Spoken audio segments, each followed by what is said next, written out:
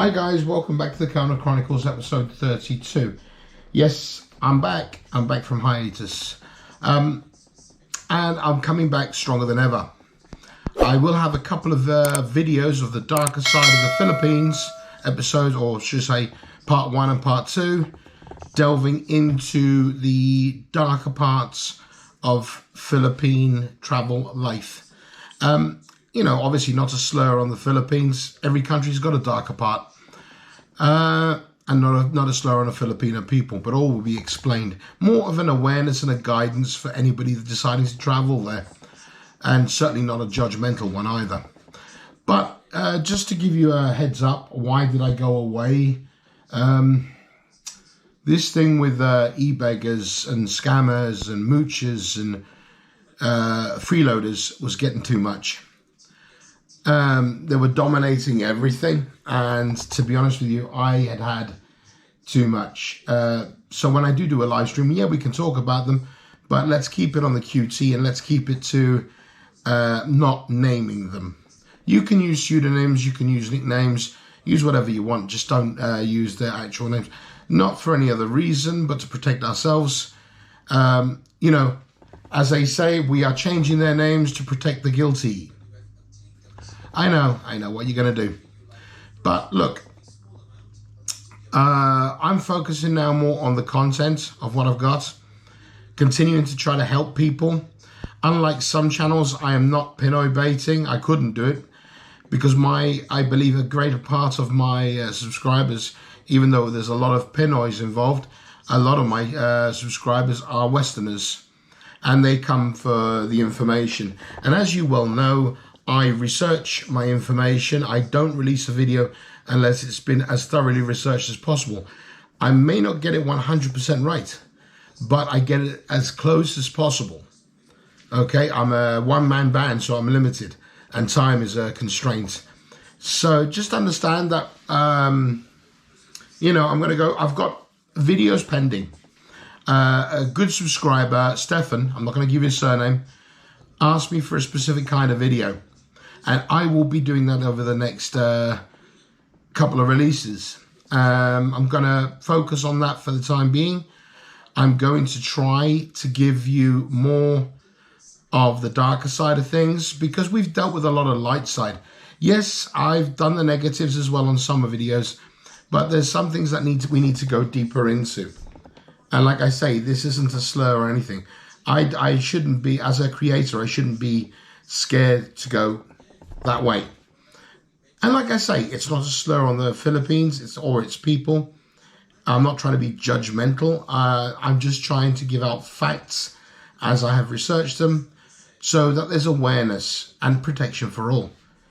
You know, we're not discriminatory. We're not trying to be racially derogative. What we're trying to do here at the Kelner Chronicles, me specifically, is try to give as good information as is possible and as up-to-date information as is possible. On another note, you've obviously seen that recently there's been a lot of reduction in the strict rules in the Philippines. A lot more people can travel there, Balikbayans, family members, ex-Filipinos, dual citizen Filipinos, businessmen, students, etc., etc. And there's been a reduction in a lot of the quarantine.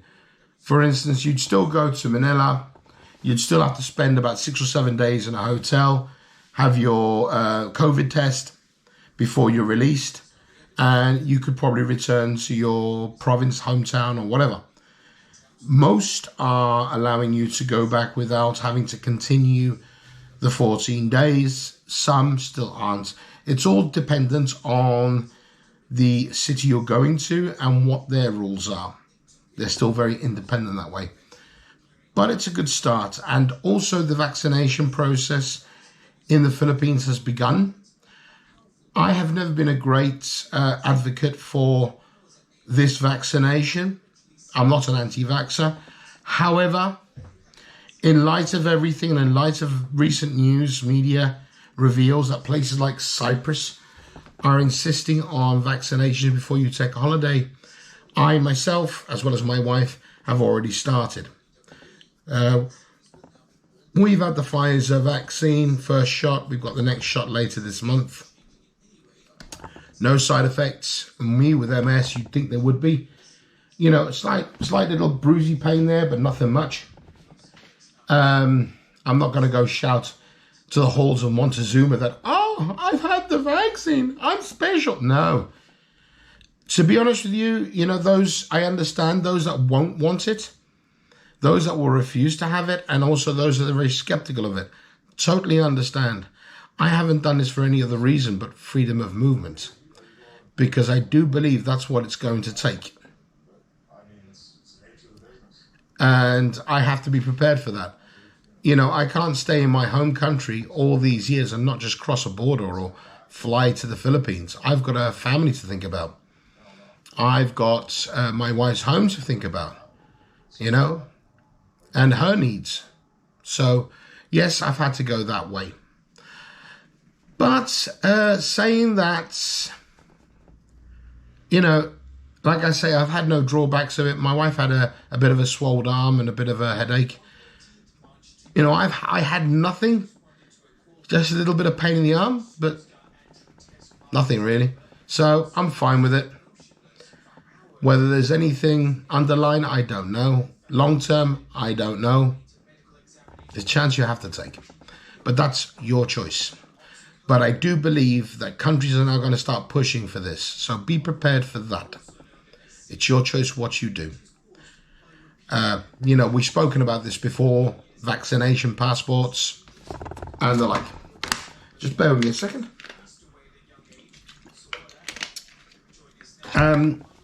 So really this is just a short video to let you know I'm back, and I will be available for comments and that. I've taken a step back from these e-beggars. I'm looking at them in a different light. I'm not going to make it so personal. I'm going to laugh at them and I'm going to mock them.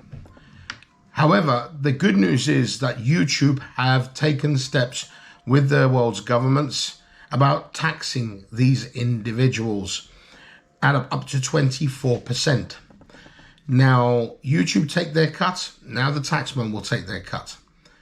And between the two, it's about 50%. So you're only going to get 50% of your earnings, which to some degree will affect the good creators in a bad way. But it also destroys these e-beggars because there's just too many of them. We have to look at the bigger picture. YouTube should be used, if you're considering YouTube as a job, you have to pay taxes. I have to pay income tax on my job. So you can consider it income tax. In fact, you're probably paying less on YouTube as a employee or self-employed or worker, that you're paying less than I am. So don't knock it. So we'll put in that one, and it's just good because now these e-beggars and scammers that were even getting their donations for people that needed it, and they were taking their cut, are now going to have their cut reduced. It's not the ultimate outcome for such a crime, but it is an outcome.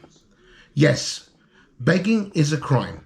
It's not a convictable one because nobody convicts beggars. But really, these aren't beggars. These are scammers. These are con merchants. These are hustlers. They use YouTube as a way to generate money for nothing, to do what they want to do, to live a happy life. When the true people that actually need it, those that are literally on the streets who can't afford a home, you know, they've fallen onto hard times, aren't getting a penny. So those are the ones I sympathize with, not these e-beggars. So enough of that. Glad to be back. And like I say, I'm taking a different tack. I'm going to focus on my videos. I will be doing live streams with my friends and my great subscribers. And we're going to see how we go on from there. But anyway, for the time being, thank you very much for your time. Thanks for holding out with me. If you're still hanging around and you're still a subscriber, I won't be long. Thank you very much. And thank you for all your support and your patience with me.